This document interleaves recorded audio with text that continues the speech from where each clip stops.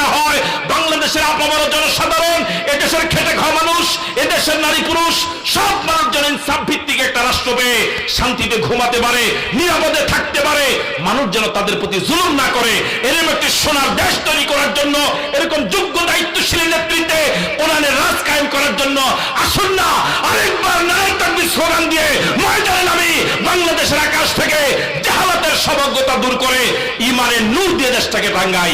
আল্লাহ পাক সেই তৌফিক দান করুক, বলি আমিন।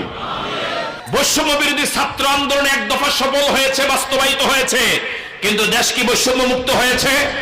ইনসাফ কি কায়েম হয়েছে?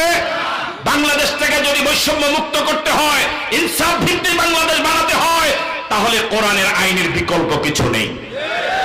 সুতরাং আসুন দলমত নির্বিশেষে আজ যারা এসেছেন, যারা এই কোরআনকে বিশ্বাস করেন, মানুষের তন্ত্র মন্ত্র দিয়ে বাংলাদেশকে শান্তি